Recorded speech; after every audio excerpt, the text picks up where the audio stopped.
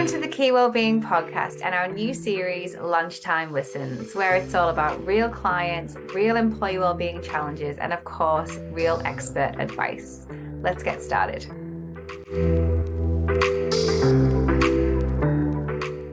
This week, the topic is men's mental health. Over the last couple of years, we've seen a positive increase in the number of men seeking help around mental health and in their ability to speak up openly about their mental well-being. Most recently in the media, we've seen world-famous singer-songwriter Ed Sheeran open up about his struggles with depression, Prince Harry revealing more about his anxiety disorder, and Chelsea footballer Ben Chilwell sharing how he receives support for his mental health. And that's just naming a few examples. But we can't deny that there is still a long way to go to really break down that stigma, particularly in the corporate world. We're joined today by one of Teesside's best, Karl Pemberton, who is the Managing Director of Active Chartered Financial Planners, one of the leading independent chartered financial planning teams in the North. Karl is someone who has also recently shared some of his own mental health challenges, and we're looking forward to carrying on the conversation and encouraging others to do the same thing. Let's get started. So welcome, Karl. How are you?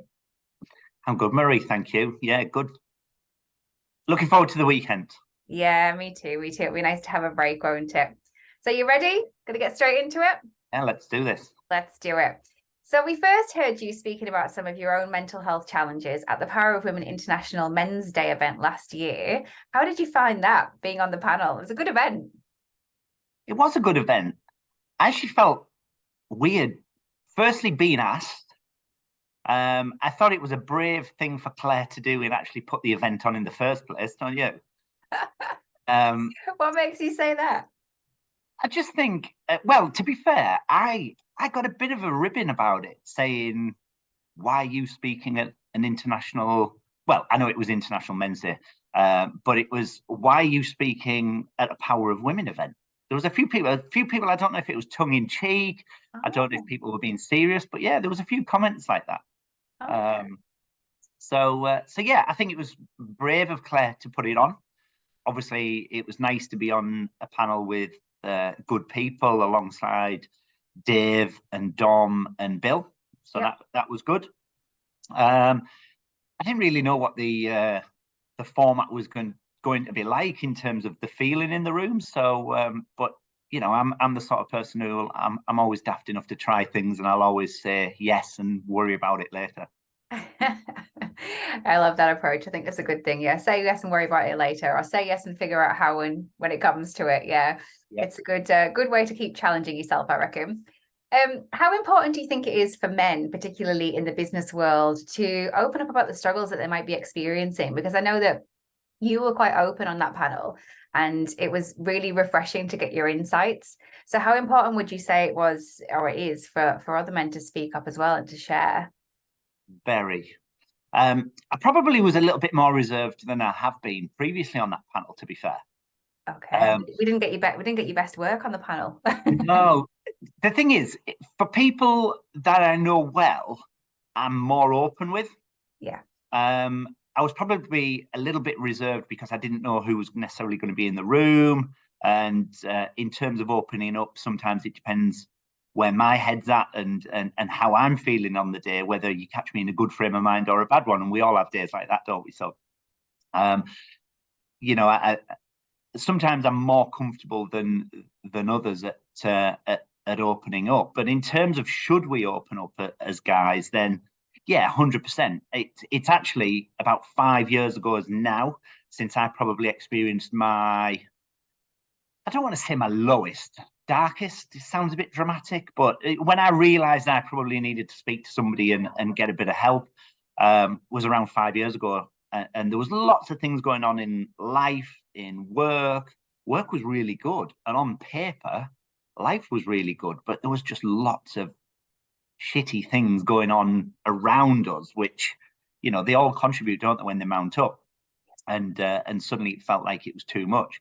But I think for those that have known me a long time, know that I'm an open book. They know that I'll always say what I think, and I'll always try and help others in, preventing them from struggling as well. But what I found by being open about me struggling, I actually found that a lot of people then actually said privately to me, well, I've been through that myself, or yeah, that's happened to me, or people have contacted me afterwards and said, can I have a coffee with you? And for anybody who follows me on some of the social media channels know that I like to have a lot of these coffees with people. And a lot of these coffee chats, in my mind, yeah, a lot of it is work related. You do get business off the back of it, but it's about building and nurturing those relationships and friendships. And sometimes it's just an opportunity to offload and get things off your chest. When, let's be honest, when you're running a business, it's not always easy to find people to do that with, especially internally. It can be a cheesy phrase, but it can be a lonely place when you run a business, because there's not many people who understand how it feels to run a business unless you are running a business yourself. Yeah, absolutely. And it can be all consuming, overwhelming. And I think this idea that we should be on form and able to handle it all of the time is obviously just a fallacy. Like, it's difficult sometimes. And particularly as men, it's great to see more people speaking up when they're struggling. And to your point earlier, I think that the little things are fine to handle, but when they start to mount up and they all come at once, it can just feel a bit all consuming, can't it? Yeah, which is why I think then a lot of people struggle to see, if you are an external person, when, again, going back 5 years when I was struggling, I think a lot of people struggle to see why I would struggle, because as an outsider looking in, they would think, well, his life looks pretty good, business is going well, he's always got a smile on his face. They wouldn't see that anything was necessarily going wrong. And it wasn't like there was some huge incident, let's say, that was a catalyst to anything. It was lots of little things. And if you saw one of those little things, you would think, well, that's not enough to worry somebody. But if you don't see every single little piece of that actually building up, you're not going to actually understand what it feels like to then have all of those little things mounting up. So I think it is really hard sometimes for others to see it. And that, for me, was probably more of an issue to deal with from an anxiety point of view, because I just kept thinking, well, it can't be that bad because no one else has spotted it, or no one else understands, or if you try and say something to somebody, nobody really knows, or no one else sees it as an issue. And you start thinking, because they have lots of small little things, I should be able to cope with that. I should be able to deal with that, no problem. So that then almost had you experienced anxiety before? Probably. I think we probably all have in life, but I probably never recognized it before. I think as you get older, certainly when you're as old as I am, you start to see more people in our social circles or within life that have struggled. We probably have all had friends, family, people in the media where you see people have struggles, so you tend to notice more, you tend to listen more. I think when you're younger, you're probably not really paying attention as much to those type of things, and your friends and your circles around you probably haven't experienced those struggles that life's going to throw you away. If you're only in your early mid-20s, I'm a totally different character and have experienced a lot of different things now in my mid-40s than I was in my mid-20s. So yeah, I probably wasn't aware of it back then, but I'm sure we all have, if we've been honest with ourselves. Yeah. Do you think it's the first time that you sort of felt overwhelmed by everything, though, or like it was out of your control? And there is a reason for this line of question, because it is something that I've experienced a few years back. Like, I thought I understood anxiety, and then all of a sudden I had this day when things just felt like I couldn't get a hold of them. It just felt a bit overwhelming and a bit kind of out of control. And it was the first time that I'd experienced that. And I thought to myself, wow, if this is what real anxiety is like, which people experience a lot, I really didn't understand it at all until that point. Yeah, mine was very much, my sort of analogy is almost like spinning the plates. Yeah. I'd probably, I don't know, let's say had half a dozen plates spinning, and sometimes that's hard and sometimes it's easy. But at that time, I probably had 10 spinning, and suddenly you think, bloody hell, this is hard. Some of these are going to start falling unless I'm not careful. And I don't know if I did drop any, but my God, I didn't have time myself out trying to keep all 10 going. Yeah. And the only person ultimately who was going to keel over at the end was me. And I wouldn't say I was in a dark place, but I could feel myself running out of steam, thinking, God, I can't continue this, in terms of I can't keep spinning all of these plays, and I'm going to have to drop some. And again, that anxiety of, well, which ones do you drop? It's almost a case of whichever one I drop, I'm going to pee someone off. And which is the least shit option, or who do I want to piss off the least? It's a really, if you drop one of those plates, someone's going to be disappointed or unhappy with you, which then manifests itself even more in your head. So you try and keep it going for as long as possible, don't you? But then you're only doing yourself a disservice, really. I think we need to normalize conversation around dropping plates. I think that we're all going to do it at some point, and we need to be okay with that. We also need to cut people's slack when they do it, and it affects us. Yeah, 100%. I had a bit of a Facebook rant about 2-3 months ago around just, you do not know everything that's going on in people's lives, and please cut people a little slack before giving them a bit of grief. But weirdly, about 6 weeks ago, I deleted my Facebook account altogether, and I've had that since, I don't know, 15, 20 years maybe. I don't know how long Facebook's been around. But yeah, I've deleted my Facebook account altogether now, just because I thought, I can't be bothered. Cannot be bothered. Well, it's interesting that you should bring that up, because the theme for Men's Health Week this year is men's health and the internet, and sort of that relationship that we all have with the internet. So you brought up social media there. So what do you think are some of the main issues when it comes to the internet and the impact it could have on our mental health? And was there even a reason for you deleting your Facebook account? I think I've gone through cycles with social media. And again, obviously, we wear different hats, don't we? There's me, I'm Karl, I'm a person, I'm a family man. I'm just a normal Teesside guy in most aspects of my life. But then I'm also Karl, the MD of Active, and people want me for different things in the business community. So I wear different hats. So sometimes I've got to be different personalities, if that makes sense. So Facebook for me was always personal. Many, many years ago, if anybody ever watches this and knows me from many years ago, it used to be my outlet for a bit of a laugh, really. And I used to enjoy winding people up. And because my job was so serious, it was one of the only outlets I had to actually just have a bit of a laugh and a bit of a wind up. And I'd have a political rant on there, or I'd, light the match and throw it and then step back and just watch it. The debate going. I used to do it as an escape, as a complete opposite of what my day job has to be. So that used to be Facebook. Twitter and LinkedIn have always been professional. It's always who I am as a person or who our business is, for obvious reasons. And then Instagram then was me personally around select people, and I only ever connect and let people connect with me on Instagram who I either trust or I know. I don't accept any randoms on there, so I don't do it for number of followers, etc.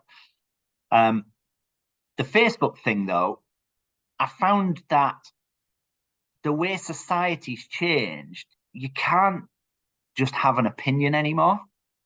Someone's always there to shoot you down and tell you you're wrong. And I don't like that. I don't like the way society's changed.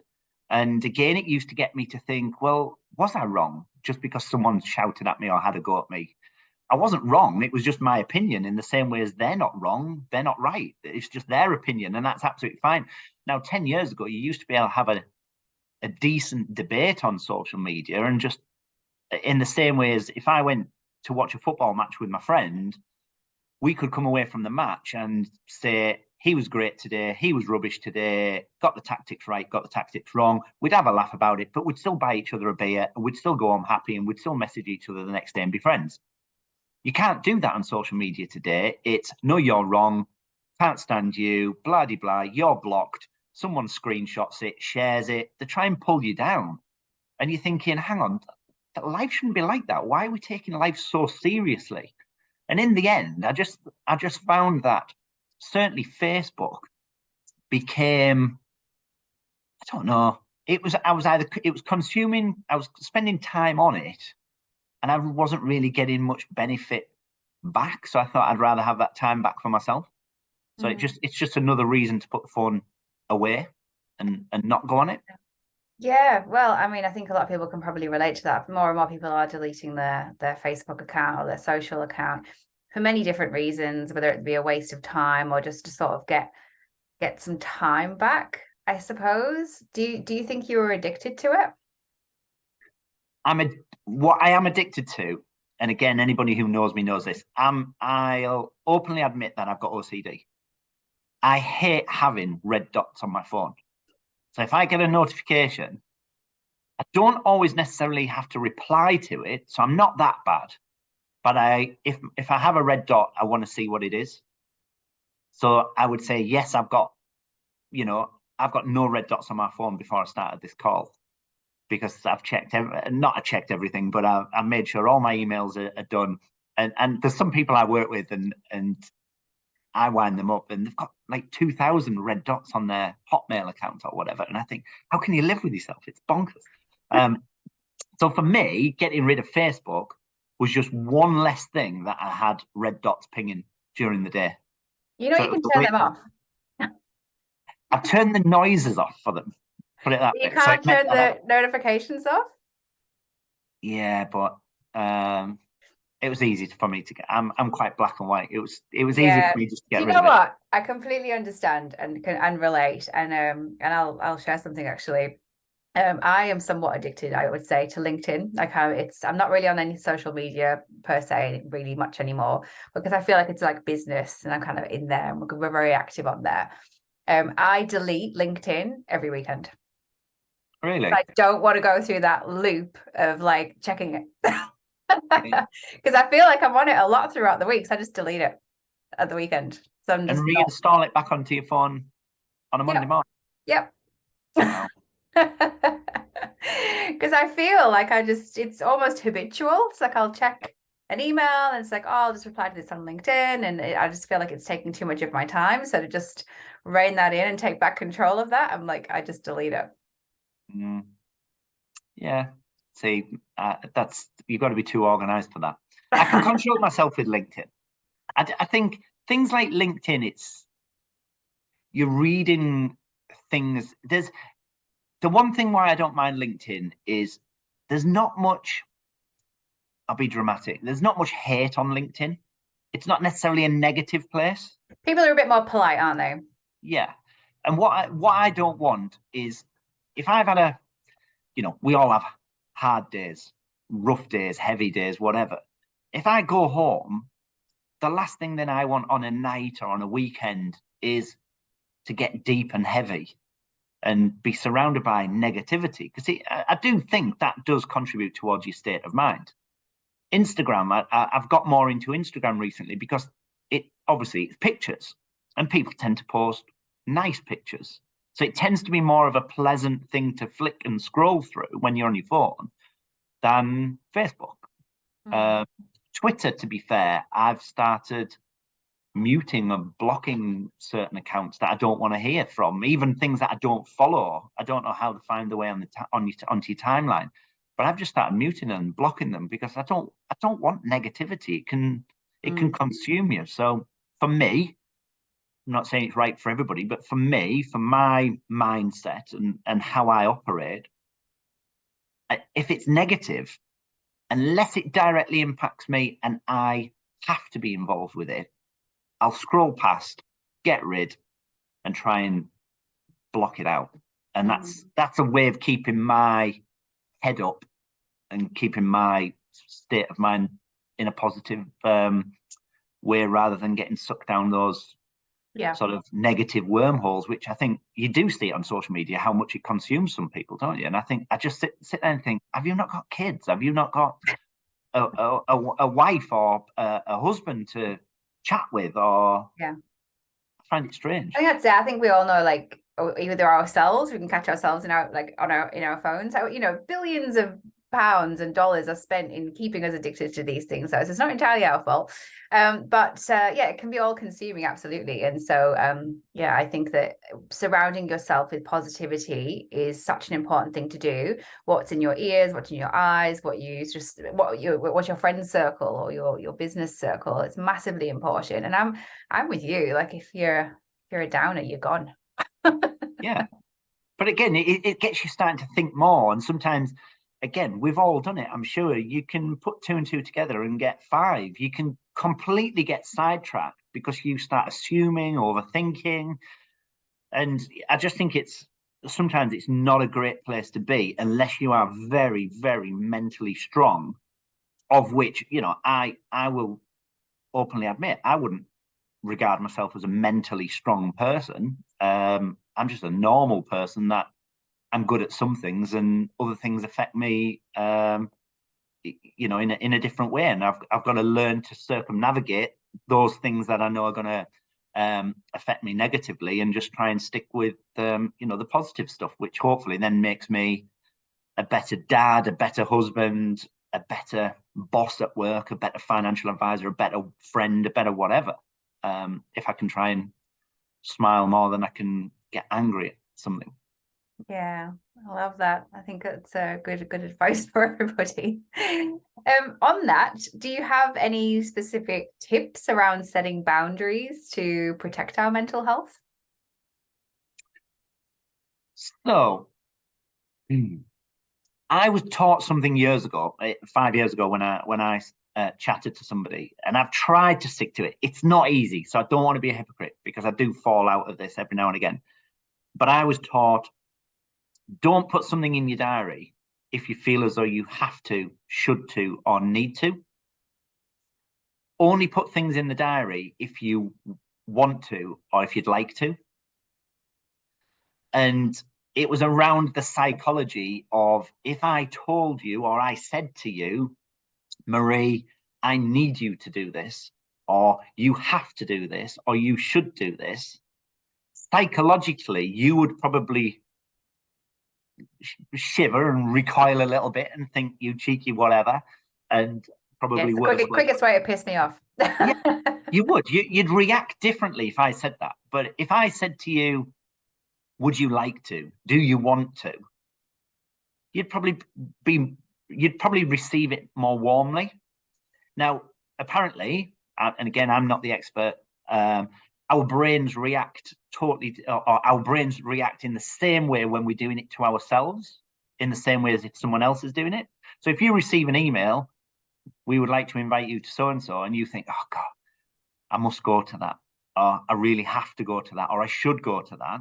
You might put it in your diary, but because your brain will still receive it in the same way as if somebody else has told you you should go to it, etc. When you go to that event, you will always resent being there. You're probably not going to go there with a bit of a spark. You're probably not going to want to hang around. You're going to want to shoot off afterwards.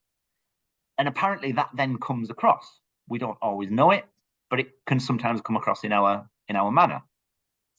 So by being able to say no to things and not go to those things and either get other people to go or politely decline, and physically only put things in your diary, whether it's personal or work, that you actually want to go to or that you'd like to go to, you tend to genuinely go to them much more open-minded, much with a smile on your face. You'll probably get more out of it. The people that you interact with will probably get a better version of you than an event that you feel as though you're being forced to go to. So I was taught that 5 years ago. I tried to stick to it rigidly. You can't always do it. I accept that in a perfect world, but it does help massively. Absolutely. So I think that getting rid of that should word is so important, isn't it? Just get it out of your life. Yeah. And I do, again, I used to have these political arguments about when people say, oh, I have to do this. We don't have to do it. We don't have to do anything if we don't want to. True. But it's how far you take that, literally. We don't have to do anything. Everything's a choice, or most things in life are a choice. We are very much on the same page. I We have get I too have to drink this consumed. water. I have to get some sleep. I have to breathe. Yeah, Aside from that. yeah. But we get too consumed with consequences. Again, you may have seen on LinkedIn a few weeks back. Somebody recommended it to me, and I shared it on LinkedIn. It was a book, and I actually listened to the audio version whilst I was in the car for a few days, and it was called The Art of Saying No. Now, again, the reason we say yes to a lot of things is because we don't know how to say no. We're too worried about the reaction somebody will have if we say no. And for me, it was more of a reminder that it's not a bad thing to say no. And there is an art of saying it without peeing off the person you're replying to, so they don't take it personally. And if they do take it personally, that might be because something's going on in their life rather than yours. So you can't be held responsible for that. What was the wisdom that you took away for how to say no, in case anyone's listening and thinking, okay, I need to learn how to do that? Other than go and read the book, which it sounds like you'd probably recommend, but how do you say no? I think it was about being truthful and being honest. And what I mean by that is quite often we'll say no and say, oh, I'm really sorry, I can't go to that. I've already got something in the diary at that time. Although you might not have something in the diary at that time. You make up a little white lie to get out of saying no. But what you're doing then is giving them the trigger to come back and say, oh, well, we're actually running the event at the same time next Thursday instead. And then it's like, oh, shit, where do I go from here? Because you've said, I would really like to go, but I've already got something in the diary. Yeah. Whereas realistically, if you don't want to go or you don't think it will add value to you, be honest and say that. And what they say is if the person you are responding to is a forward-thinking, open-minded person themselves, they'll probably respect your honesty in their reply and probably have more respect for you than if you tried to worm your way out of it with a little white lie or an untruth, depending on how you want to phrase it. Because you can end up tying yourself in knots. So that was an interesting tip, certainly from the book. Yeah, thank you, but that event's not for me. Cool. Yeah, exactly. Love it. Well, I think that's super useful. And thank you so much for sharing your insights. So before we wrap up, we've got one final question. We ask it to all of our podcast guests. So what is one way that you think employers can create happy, healthy workplaces? I had a good think about this. And I don't think I've necessarily got what I would call a silver bullet. But I would genuinely say, just try it. Be flexible. Work based on the workforce you have. Don't try and fit a narrative. And it's better to try something and it not work than be too fixed mindset and not dare try something because you've never done it.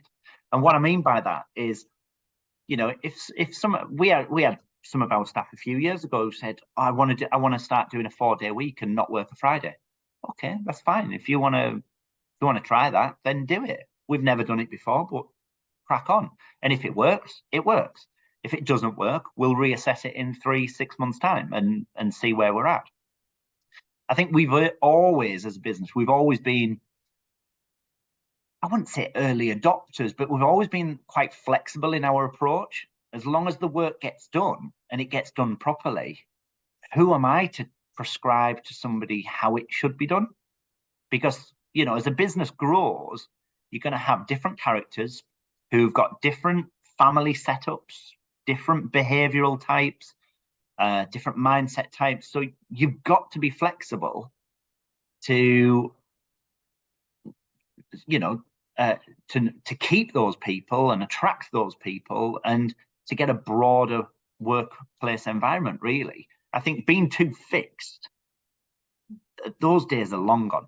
Yeah. So I would just say, be really open-minded, try something. If it works, brilliant. You will retain a blooming good member of your team. If you don't try something or you don't show willing, you run the risk of losing good members of your team. So what there's no harm in having a go. Absolutely. You're totally right. Flexibility is key, and workplaces are at risk of losing that top talent. They're going to go and work somewhere else that welcomes their entire humanness and their life that they're bringing to the organization. And yeah, we've got to be able to adapt to that. So I think that's a great point. I think just the only other thing to add to that, actually, I've just thought, or reminded me when you spoke there, is I think we've just got to treat people like grown-ups and trust them as well. There's a lot to be said for that. We've got some great people who work here who've worked in other organizations, and one of the things they often say is the reason they left those previous organizations is because they didn't feel trusted. They weren't treated like a grown-up. They're almost treated like, you go to work, you do your job, you're told what to do, how to do it, when to do it, you go in at that time, you leave at that time, end of, no flexibility. And these are highly skilled, educated people with ambition who want to fulfill their potential in life. And wouldn't you want to be an employer that's attractive for those type of people to come and work for? Yeah, it's funny, isn't it? We sort of can revert back to school and the sort of hierarchy of authority, and it's yes sir, no sir. It's like, well, hang on, we are grown-ups at work here, to your point. Yeah. Yeah. Love it. Thank you so much. And thanks so much for making time to speak with us today. Just before we do let you go, though, where can people find out more about you, the projects that you're involved with, and what you're up to with Active Chartered Financial Planners? So probably like you, I'm probably most active on LinkedIn. I tend to throw a lot of serious stuff, educational stuff in terms of what we do as a business, how we help our clients, and how we can help people like yourselves who run businesses.